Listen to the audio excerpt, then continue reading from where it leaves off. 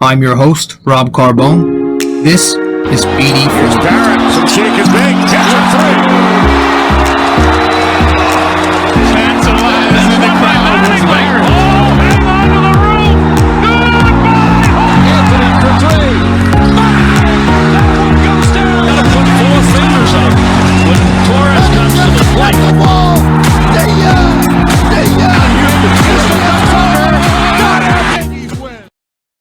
Like, what they have us at 22?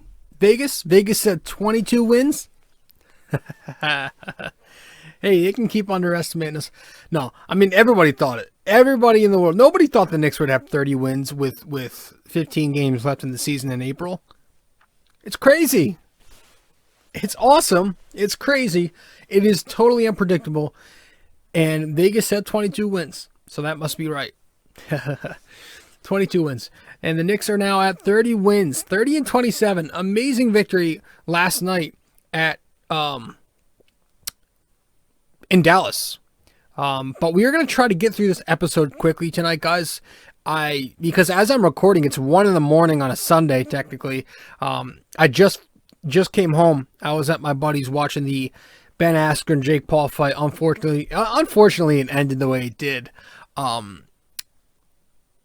And like so in just a few hours, or I'm sure as you're listening to this, the Knicks are on again. So there's not going to be many hours until this podcast is kind of old news, because, you know, by the time this is released, and again, obviously as you're listening to this, it is already published, voice crack. Fucking by the time this is published, you know, the game's going to be on, or it's just about to fucking start.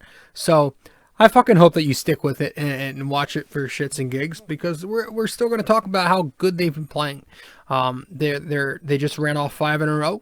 Hopefully it's 6 as we take on the Pelicans again. But yeah, they destroyed the Pelicans. Well, they didn't destroy them, but they handled the Pelicans. They handled the Dallas Mavs, and now we are at a 5-game win streak. But Vegas said 22 wins, guys.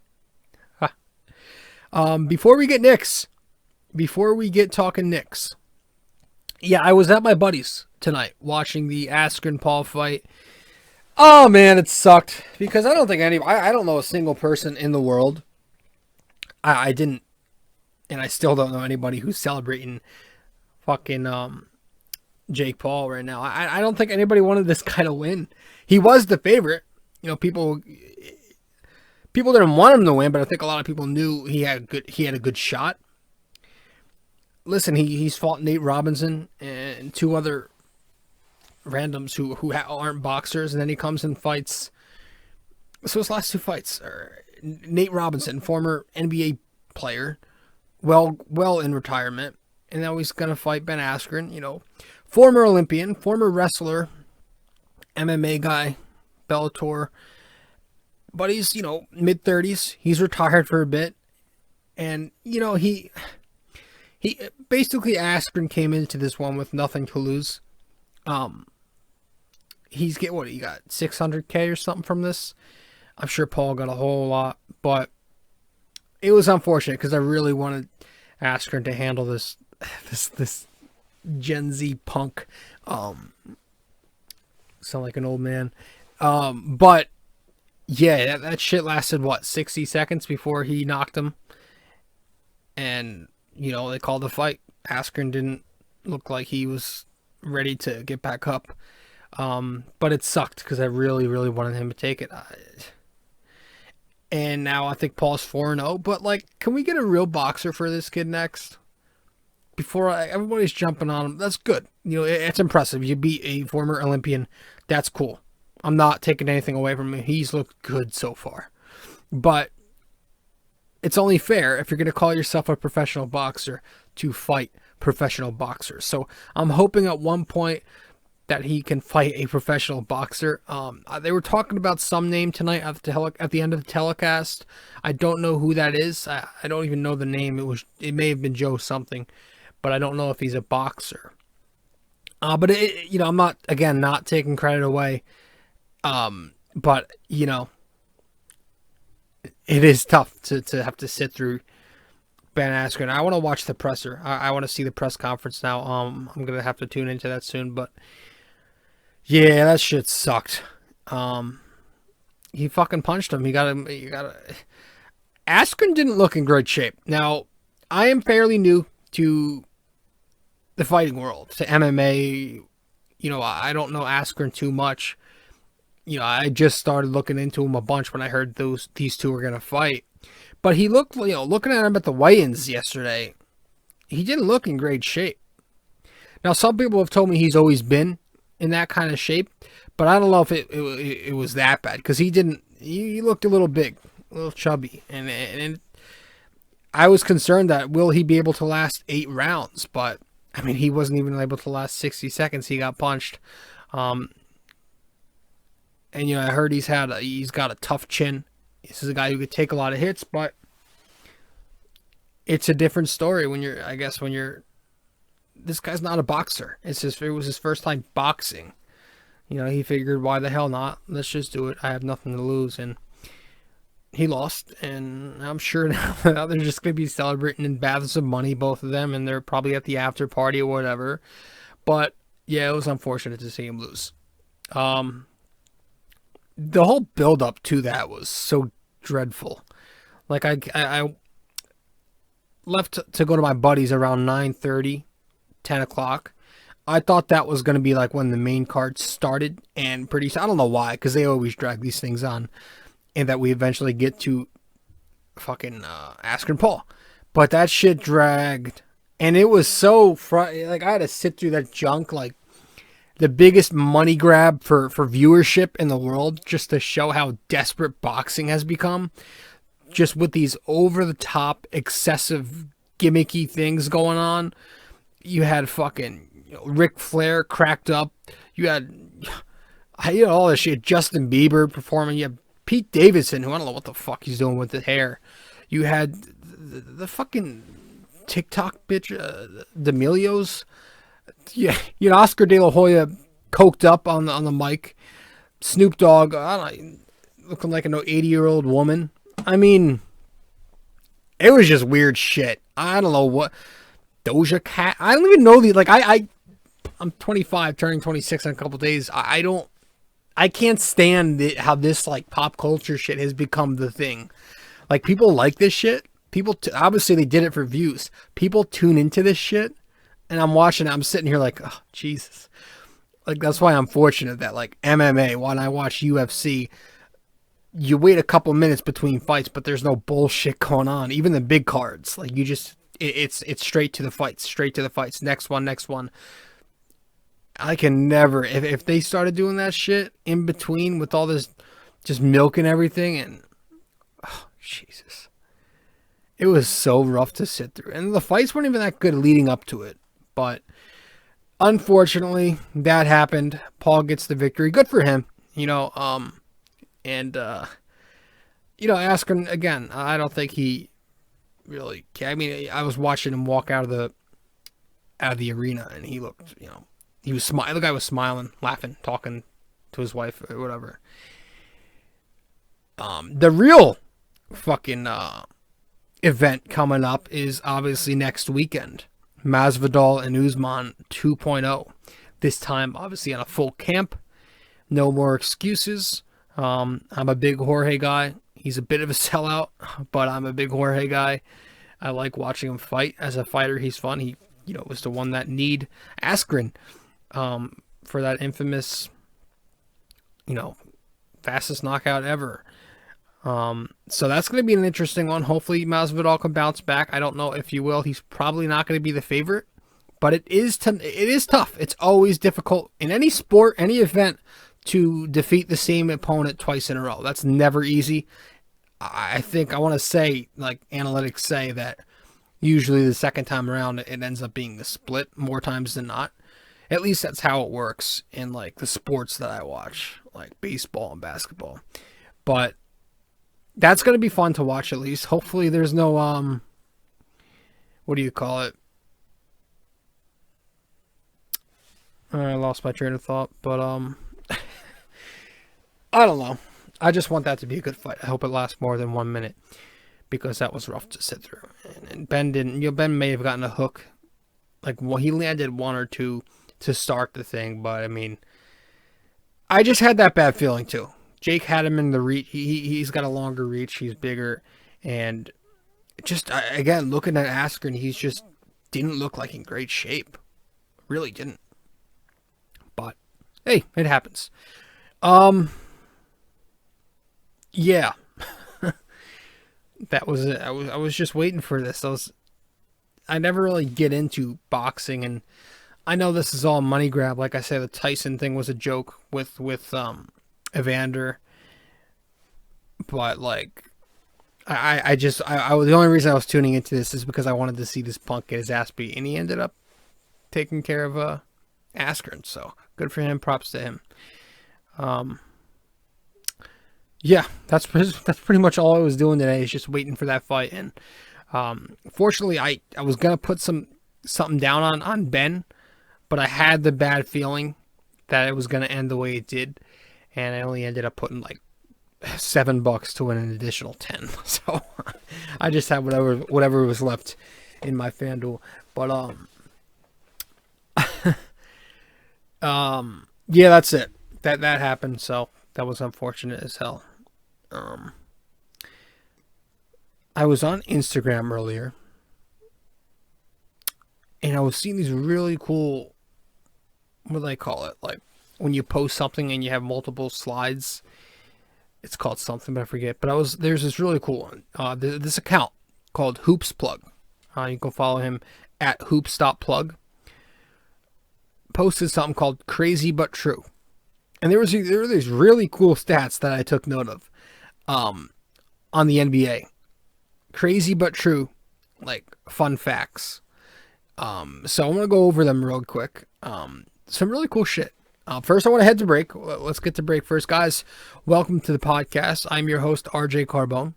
If you're new to the podcast, we do episodes on the Knicks after every 2 games, and we do episodes on the Yankees after every series. We are on all your major podcast feeds, Apple Podcasts or iTunes, Spotify, SoundCloud. You can watch us on YouTube and many more platforms. Now, if you want to follow me on social media, I'm on Facebook, Instagram, and Twitter. And if you want to follow the blog that I write, I recap every Yankees and Knicks game. You can do that too. All that information, the podcast, the blog, and my social media, you can find all that just by going to my link tree. So if you go to my link tree, which is linktr.ee/RJ Carbone, you can get all that info. So let's head to break. We'll play the plug one more time. And when we get back, we're going to discuss some more hoops.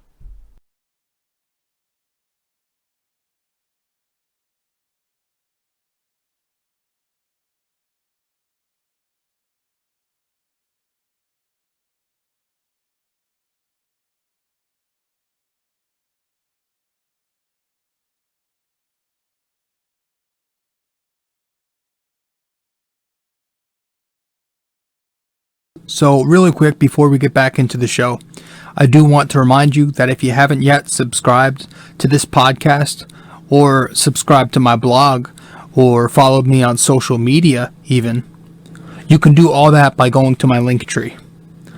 Just go to linktr.ee/RJ Carbone. That is linktr.ee/RJ Carbone. Guys, thanks so much. Let's get back to the show.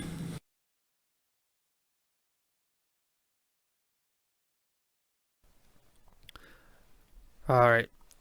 Fuck Ben Askren for that, man. Why the fuck did he have to lose that shit? God, I'm tired of fucking this fake fucking. So I'm just tired of fake celebrities. It's always been a pet peeve of mine. Dude, you don't belong on the. I'm sorry. I'm just triggered. But seriously, I have a point. Fight a real boxer next. Fuck you, kid. Fuck you. Fuck. I don't care. Again, UFC is far and away better than the dead sport that boxing has become. So I'm very hyped for this Masvidal Usman fight coming up. An actual event. But these crazy but true facts I was reading on Instagram, I really want to go over some of them because they're so cool. So again, if you want to follow this kid, hoops plug on Instagram. Really cool shit. One of them I saw, a player could come into the league, and I hope these aren't fake. I haven't fact checked or anything. Although I know Instagram does that fact check bullshit, but I'm not sure. Apparently it's like only for fucking political shit, of course. But yeah, I don't know because some of these are like so crazy. It's like, is that really true? But the first one I read, a player could come into the league, average 30 points per game for the next 15 seasons while playing every single game, 82 games a season, and still be just third all-time in scoring when he's done. So I'll say that again. A player could come into the league, average 30 points for 82 games a season, and do that for the next 15 seasons and still place third in all-time scoring. That to me, it speaks on Kareem and who's second, Jordan. That's insane. That is insane. You could average 30 points every single game for 50. Are you kidding me? And still not be first or fucking second? It's late at night, guys. I haven't drank water in a while. My voice is I lose my voice late at night. And plus I was just yelling watching Ben Askren. But fuck, that's fucking crazy. And then I saw Jason Kidd, another pretty crazy one. Jason Kidd, second, he's second all-time in assists.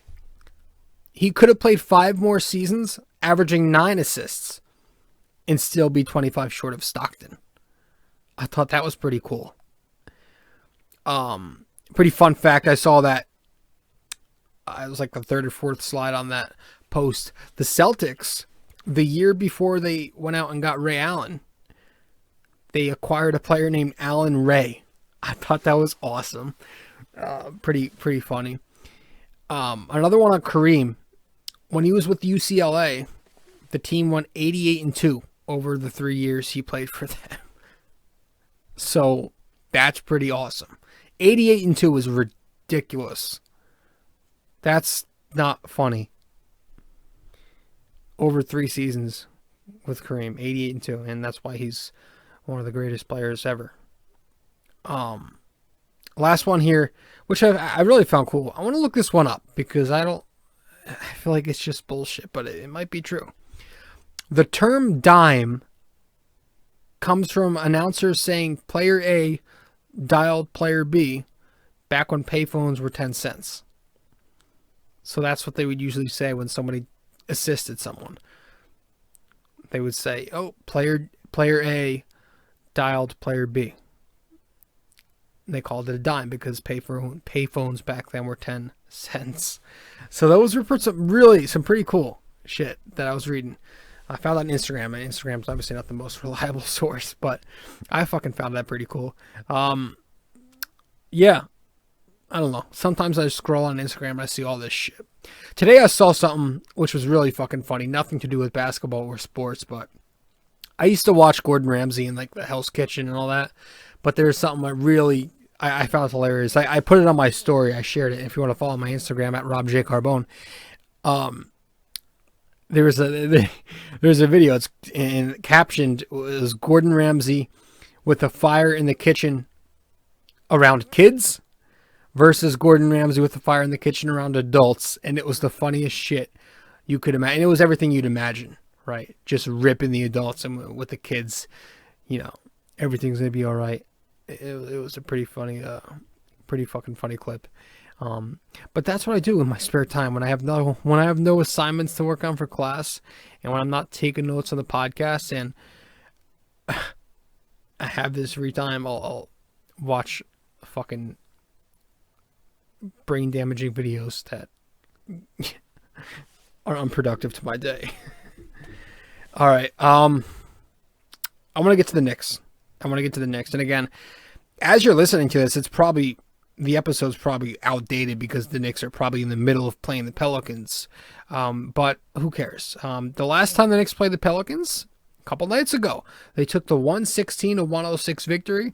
Julius Randle going for 32, 8, and 5. 5 for 8 3-point shooting. Alec Burks, 21 points, 7 rebounds, goes 4 for 7 from the arc, as does Reggie Bullock to score 16 points.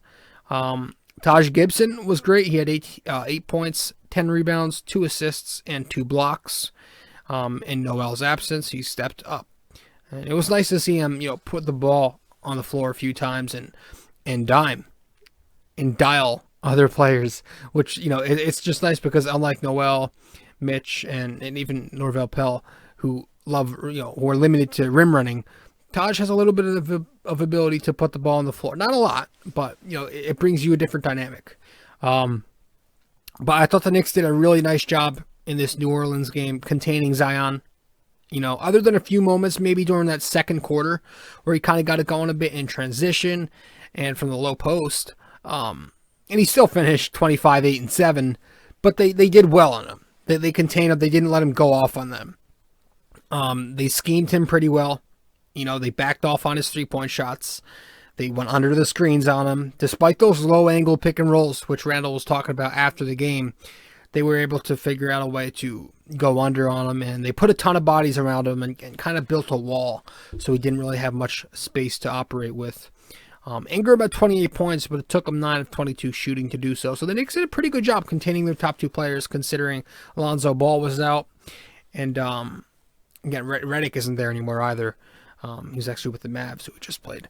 The Pelicans, they shot pretty poorly from 3-point distance, and they allowed the Knicks to go off from 3. They were kind of forcing the Knicks out to the line early, and the Knicks killed it.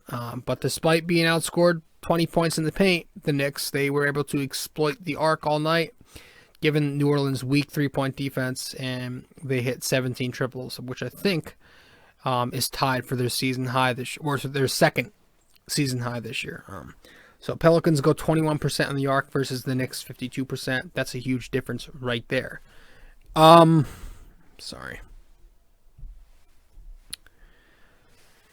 In the first quarter, early on, you had Julius Randle cooking, right? He was taking advantage of the mismatch he had by bringing Steven Adams to the perimeter. I don't know why they put Adams on him.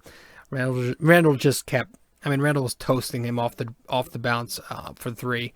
He started 3 for 3 from downtown, and Derrick Rose had 11 points. Great game as well for him. He propelled the Knicks going into that fourth quarter. He dimed up Reggie Bullock with a few minutes left, and then he proceeded to score a series of baskets himself heading into the fourth. Alec Burks taking over in that fourth quarter to get his 21. Mid-range shots, creating off the dribble, 3-point looks. I loved how he looked. He, big bucket Burks. Once again, that's why I call him Triple B. I liked how Tibbs had Julius playing with some different lineups in this game. He was mixing and matching a bit with Julius out there, but I think most of it was because he was trying to match Julius with Zion in their minutes, trying to get him out there at the same time as Zion was. Whoops. So still, I liked seeing him, kind of get creative with the lineups a little bit. We didn't see much Obi, the small ball 5. We still didn't really see the small ball Obi out there at the 5, but I think at this point we have to kind of give up on those hopes where we see a 4-5 with Obi and Randle, or even just Obi out there, because I think Tibbs just wants, he constantly wants a rim protecting 5 out there. He wants a Noel, and if Noel's not going to be out there, he wants Taj. And if Taj is not out there, he wants Pell. He wants somebody who, that's what the Knicks do. They protect the rim. That's been their MO defensively. Preventing those guards from penetrating down the middle and finishing on us all the time like they used to in the past. This time, again, we're excellent defending the pick and roll, and we're excellent at defending the basket. So I think Tibbs doesn't want really a liability down there. He's thinking, again, he's not really going to, his lineups are going to be exercising defense, right? So I don't think you're going to see Obi mixing and matching in there at small ball 5. he's going to do whatever is best defensively first and foremost. He's not an offensive-minded coach. We know this. So that's going to have to do. But overall, the rotations were good. I was fine with the closing lineup being what it was. This time just because RJ was struggling. RJ didn't have a good night. So what Tibbs did is he went with Burks. And Burks definitely earned those minutes. He was, again, triple B. The defense picked it up late. It was kind of up and down for the first 3 quarters, but the Knicks definitely picked it up in the fourth. They forced the Pelicans to the perimeter in that fourth quarter where they went 0 for 8. Zion got cold, 1 for 4. I think Ingram was 2 for 7, 2 for 8 in the fourth quarter. And they held the Pels to 17 points in the period. Well, Burks had 14 himself in that quarter. So they showed a graphic near the end of the game too, where Burks and IQ are top 4. 2 Knicks in the top 4 for highest percentage of points in the fourth quarter this year. So they've been clutch. And so that was good. So it was a good win against the Pelicans. It was their 4th in a row, the first time all season at the time where they won 4 straight. I thought they had one earlier in the year, but I looked back and no, they never did. They got 3, and that was, I think they were 0 for 6. Up to that point, they were 0 for 6 trying to get a 4-game win streak. So it was good to do that, and it was good to do the 5th one, too. They ran 5 in a row after defeating the Snake, getting revenge on Tingus Pingus, a 117-109 victory over the Dallas, let's bitch and moan about everything, Mavericks. On national television. You watching Lonzo Ball? Yeah, good revenge there on Tingus, the Snake. And it was good to see the Knicks maintain momentum, get 5 in a row. For the first time since 2014, the Cole Aldridge days at center, we had 5 in a row. We did wonderful. We were really good, again, containing their top guns. We did a nice job containing Tingus. Nice job containing Luka Doncic, and a nice job limiting Brunson to half his average. Luka had 22 points and 19 assists, but just 16 attempts from the floor, and he used 43%. So he didn't kill us there, and we really just keyed in on him and forced him to distribute most of the night. That was good. Pingus, overpriced Luke Cornett.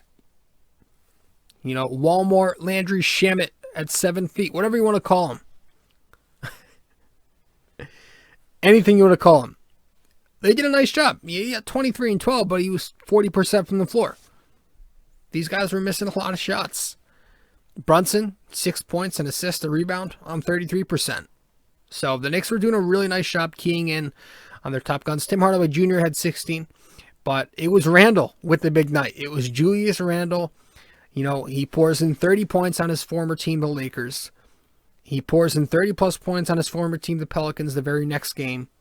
And then he goes out there, coming back to his hometown in Dallas, playing against the dude who the Knicks traded to eventually get Julius for with that cap space. And he pours in 40 on them. 44 points, 10 rebounds, 7 assists, 6 of 11 from 3-point distance. I think 16 for 29 from the field. Julius was in his bag. I'm losing my fucking voice. Fuck. He was in his bag. Yeah, see. He was good. He was good. He was excellent. Let me find my track here because I kind of lost place on my on the software I'm using.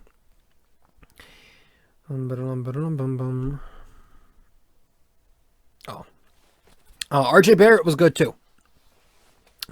Big bounce back for RJ. After a couple of rough outings, he finally bounces back in this one. He had that string of 2 games where he was in single digits and not shooting well.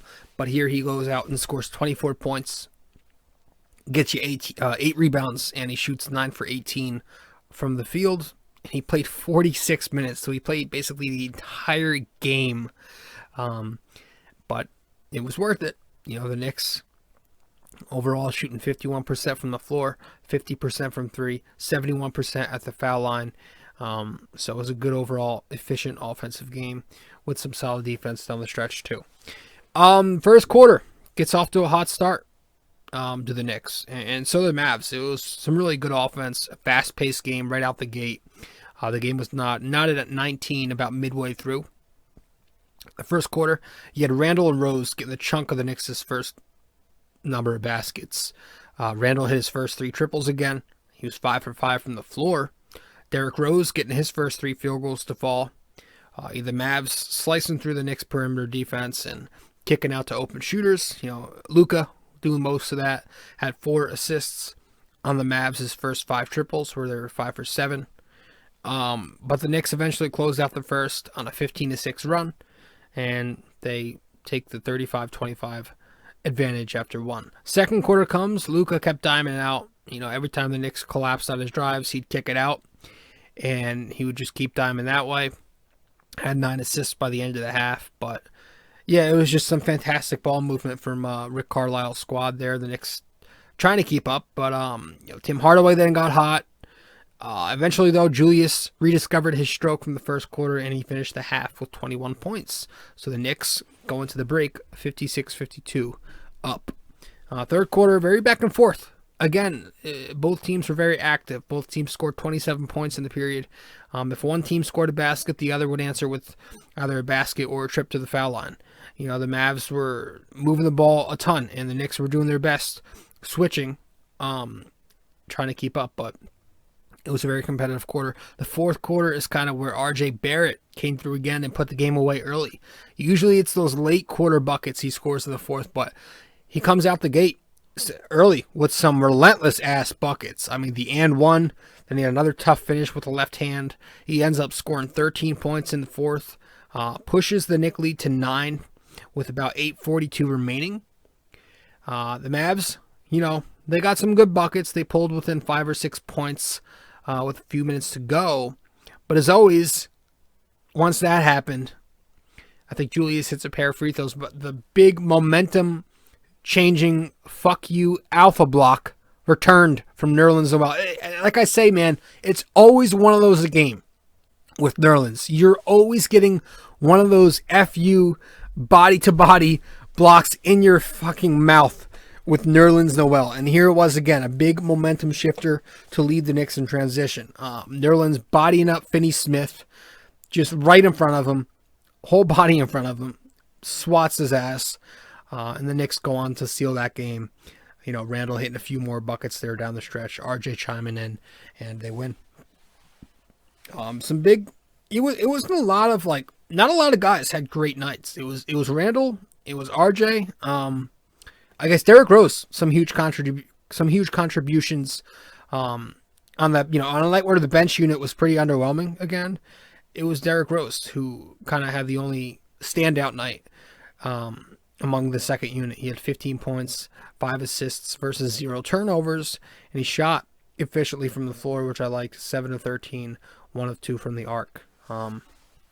Doing the same awesome job as always. We talk about his abilities all the time, applying pressure to the defenses with his speed, his ball handling, and his dribble penetration ability. If you're a slower defending team, you're going to have issues with someone like D-Rose on the drive in transition, and he was showing that once again last night. He's such a wonderful slasher, dude. It's so good to see him, especially now that he's got his legs back, he's got his conditioning back. He struggled kind of recovering from COVID with the respiratory and everything, but understandably. But it's good that he's back and he looks fully healthy and he's energetic and he was just so fearless at the rim. We saw him go at KP. He went right at KP on a drive or two. It was a nice game from Rose. A very nice solid performance. Reggie Bullock had 11 points. Didn't shoot great. 4 of 10, 2 of 6. But it was really his great defense on Luka for the most part. He had a really good job on Luka. Had a couple of buckets, some nice production inside the arc too. He had the and one mid-range in which he converted, and then he had he finished a cutting layup on the inside.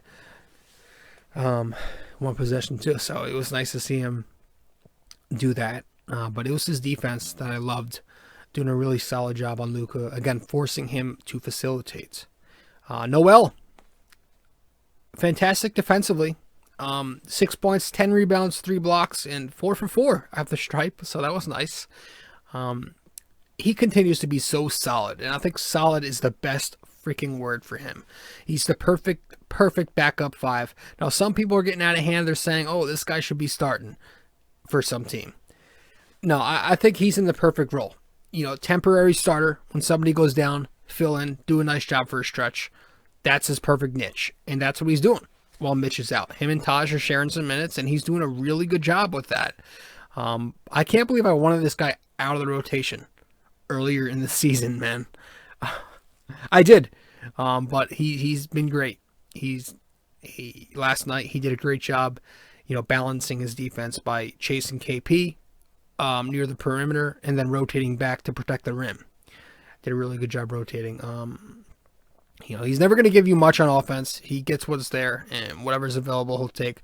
But that's fine, so long as he continues to own the interior defensively, man. Dominate that paint, shot block, defend pick and roll like he's been. keep icing those screens. Great. Keep doing his thing, and I will take that defensively, man. And again, that's what Tom Thibodeau loves, those defensive bigs. So I would consider bringing him back next year. He's on a cheap deal right now. I would consider bringing this guy back, and he's so invaluable for this Knicks team. But I can't believe I wanted this guy out of the rotation at the start of the season. I was saying him and Bullock, and now they've become really big parts to this team. So I guess that goes to show you why I'm just a fan from the couch, right? But yeah, I thought Noel was fantastic. And good. Who else? Taj didn't play much. He was more of a non-factor.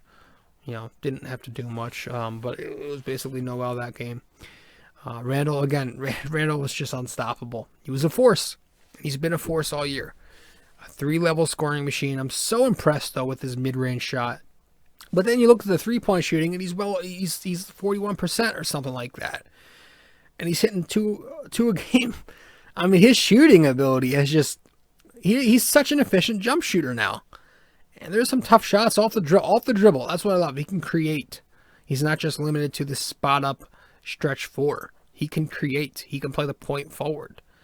But he also got back to making those quicker decisions last night, which I thought was huge, right? That's where he gets in trouble with the turnovers. But last night, I thought his reads were great. He was reading the defense pretty well. And when he saw the double coming, he would rise to score or distribute. So it was a big game for Randle, all across the boards, scoring, facilitating, and again, he had 10 rebounds.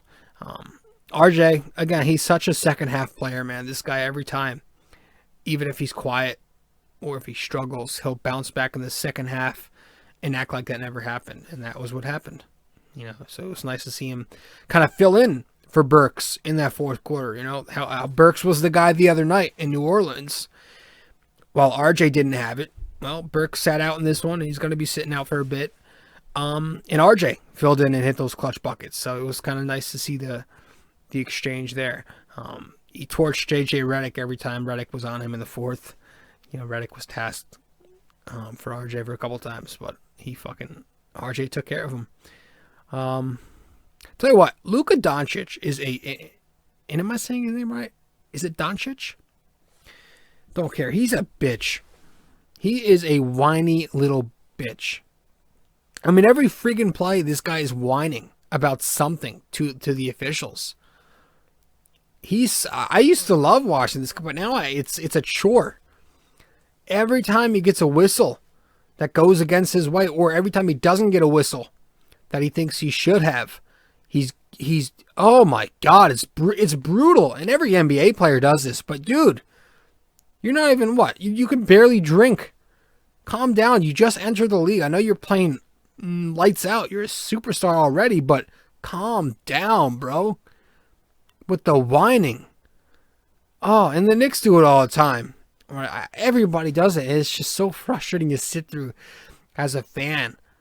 Stop. Play the game. Play the game. Gosh, he whines so much. And they suck up to him. What is this Luka Magic bullshit during the halftime fucking break? ESPN fucking sucks. They will never give credit to the Knicks. They'll just continue to show highlights of Luka in a losing effort. Gosh. By the way, I didn't think Richard Jefferson, he took a lot of heat last night on Twitter. I didn't think he was that bad. I really didn't. Now, I know he's kind of infamous for, criticizing and hating on the Knicks.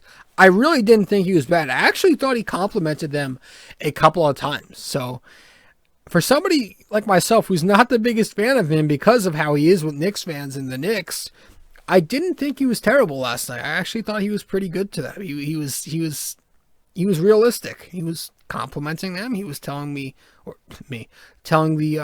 was saying how it was. He was saying what they needed to work on, what they were doing well. I didn't think he was that bad. I think sometimes Knicks fans just think everybody's out to get them, which I understand, but Richard Jefferson was fine. It was just, again, the whole Luka Magic thing at the break. Like, what are we doing? Randle goes and scores 44 on the Mavericks, who, obviously the Knicks like to play. They want to beat them for reasons we know. And that's not even, coveted. Beyond me. That was pretty much it. I mean, IQ, Obi, Frank didn't play much. They're not many minutes, not much production.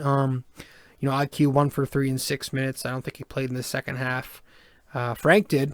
He came in early in the fourth. Played some smothering defense on THJ. Hit a corner 3, drew a foul, went 1 of 2 at the line. That was about it for Frank. Obi had 4 rebounds in 7 minutes. So that was good. He looks playable. These days. He looks playable. He's not pathetically horrid to watch like he was most of the season. He looks like he has something working for him. So I kind of wish Tom Thibodeau would give Randle some more downtime and Obi maybe get some 20-minute efforts out here. But I get it, man. I get it. I do get it. Listen. Trying to say this trying to be as reasonable as I can. I understand it.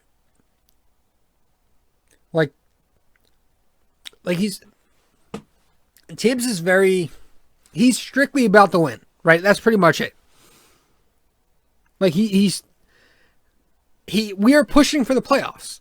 Are there moments where Randle, maybe Barrett, should get some more rest in blowouts where we're up by 20 points or something, or 15 points or something with 4 or 3 minutes remaining? Yeah, those are moments where you need to play. You need to get them on the bench. But it's every night somebody is crying about it. The Knicks would be here without those guys' heavy workload. I saw some idiot.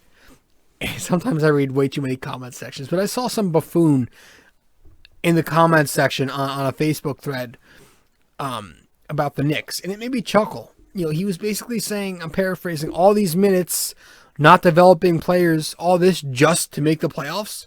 What? What?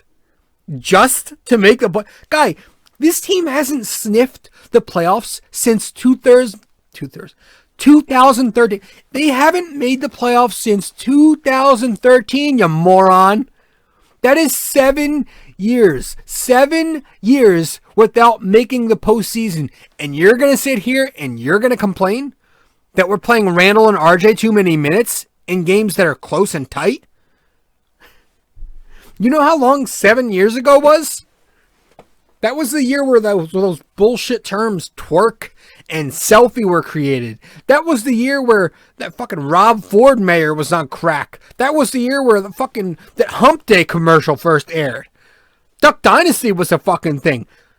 You're going to complain that we're playing big minutes to players who are in their mid to low 20s because you don't want to do it just to make the playoffs? Are you out of your fucking mind? Are you out of your mind? And I know, I get it. Trust me, I get it.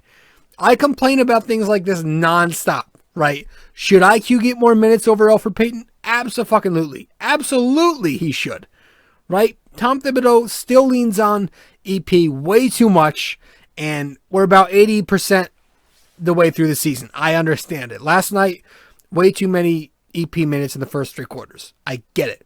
But if that's the biggest thing I have to complain about is IQ not exactly getting a ton of minutes, and Randle and RJ playing too much. I will take it, because I mean, let's not act like everyone's development is going backwards here. I mean, you had Mitchell Robinson, crucial part of your core. He was on his way to a career season in his first year as a starter before the injury. He was trending up. Julius Randle, going from a guy that everybody wanted to trade, nobody wanted anything to do with him, to the most improved player favorite. You had RJ Barrett up in every major statistical category. I mean, if I were to tell you heading into the year that RJ would be a near 40% three-baller, that Julius would be your favorite player, and that the Knicks would be a half a game out of fourth behind the Celtics in April, you would call me fucking mad. So this is who he is. This is who Tom Thibodeau is. You have to learn to accept it. He wants to win. Okay, so the veteran partisanship, the questionable rotations, the minutes workload, all those deficiencies that he has, you're gonna have to live with it. Okay, because what makes me live with it, why I'm dealing with it, is because that's all coming with victories and not defeats. Okay, the rotations, the veteran thing, the minutes with EP, yada yada. We're winning games and doing that. We're not losing games and doing that. That's the difference. At least we are winning. We are winning, and how do you develop? By winning, okay? RJ Barrett's playing great. Julius is playing great. Mitch was playing fantastic. IQ looks like he's part of this core now. Should he get more minutes? Absolutely, I know that. But if that's one of the few things I have to complain about, I'm not going to sit here and whine about making the playoffs. Dude, we are making the playoffs for the first time since 7 years ago. It's great. We could. I don't want to jump ahead. We could. We have a really good chance, bearing any collapse. But overall, man, I'm not going to complain about big minutes, because I know that RJ is 20 years old. He'll be fine. Randle, yeah, he's a big dude. He's had to carry a lot of the work. I understand that. But without him getting big minutes this year, the Knicks are not where they are. So I'm not complaining there. I love this mentality. I love the whole next man up thing. It's still going strong. One man down, the next guy steps up. You know, so 30, guys, we are at 30 wins. 30 wins was my goal heading into the year. I said I wanted to see some certain guys develop, and I wanted to see this team try and win 30. Now, if we have 30 wins by the end of the year, that's a major disappointment, right? Just crazy how big the expectations have taken a jump, and that's huge. So, you know, it's good. We're in a good spot. The season looked like it was in the balance just a few weeks ago. Now the Knicks have a shot at being top 4. So I'm not complaining anymore. I'm done. I'm done complaining about minutes. You know, probably complain about IQ in the very next episode. But no, I'm seriously, I'm not going to say that. If I complain, I'm never going to use the complaint to say just for the fucking playoffs. What? So, it's all good right now in NYK. But, you know, pretty soon, that dreaded West Coast trip is coming up. The good thing is the Knicks are finally taking care of some games outside of that, right? They're on a 5-in-a-row streak. They've finally gotten hot beforehand to maybe potentially soften the blow if we weren't to do so well on that West Coast trip. So it's good that we're taking care of the games outside of that trip before it comes up. So yeah, I'm not complaining about winning. Let's get to break, and when we get back from break, we'll get right into the NYK question of the day to wrap this thing up. All right.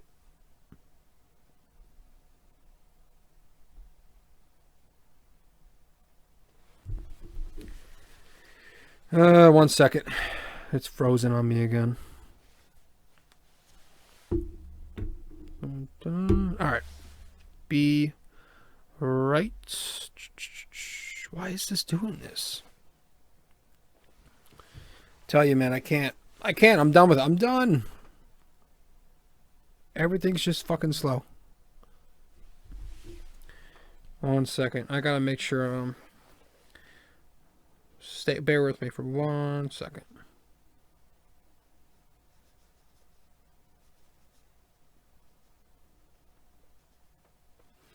All right, let's go. All right, guys, we'll be right back.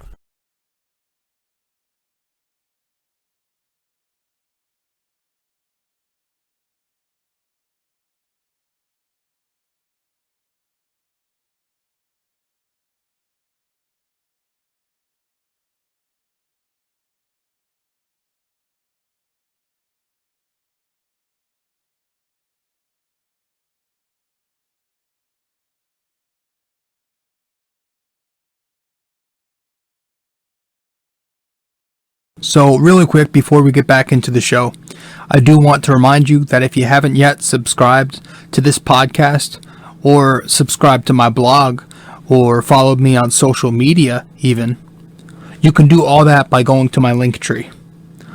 Just go to linktr.ee/rjcarbone. That is linktr.ee/rjcarbone. Guys, thanks so much. Let's get back to the show.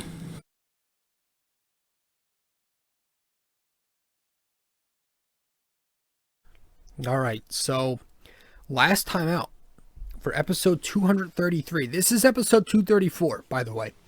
But in episode 233, our NYK question of the day was that Babe Ruth holds the American League record for most consecutive home runs in a season. I'm sorry, let me repeat that. Babe Ruth holds the American League record for most consecutive seasons leading the league in homers. All right. So he holds the American League record for leading the league in homers in consecutive seasons. How many seasons in a row was that? That was the question.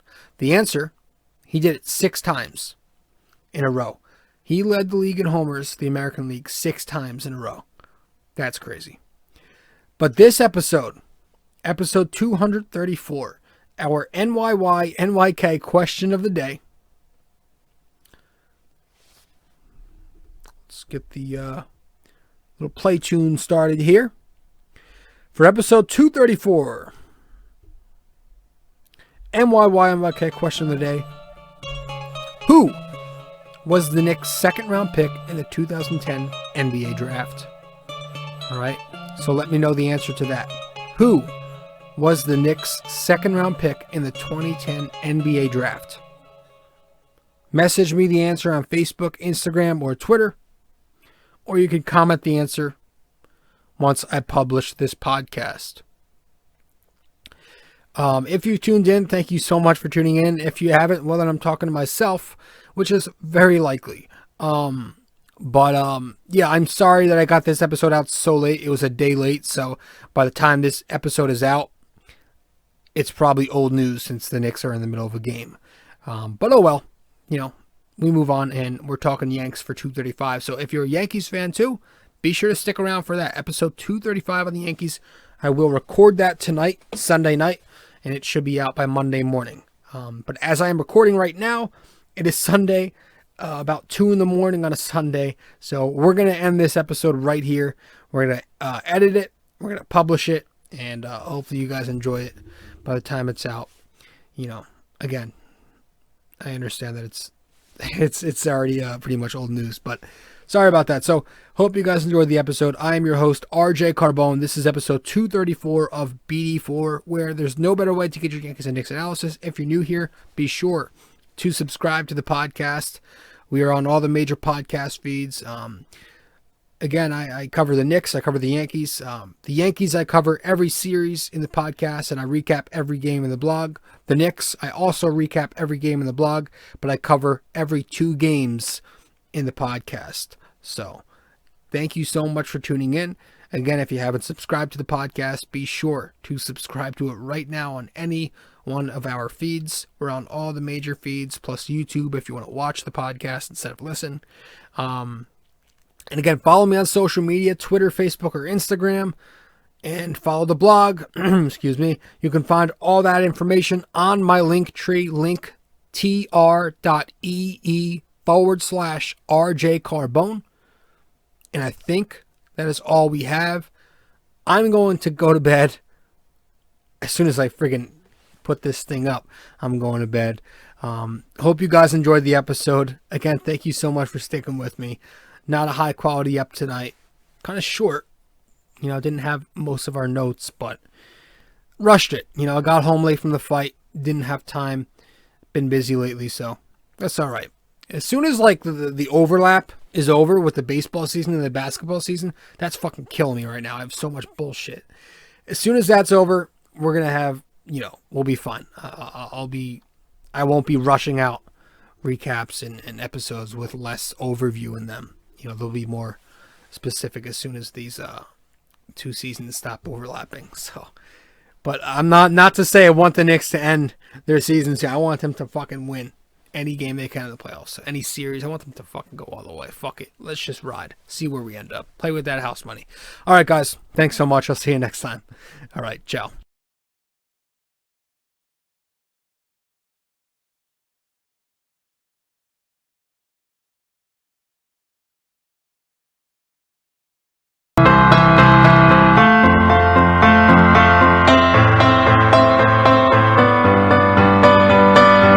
This podcast is sponsored by Anchor.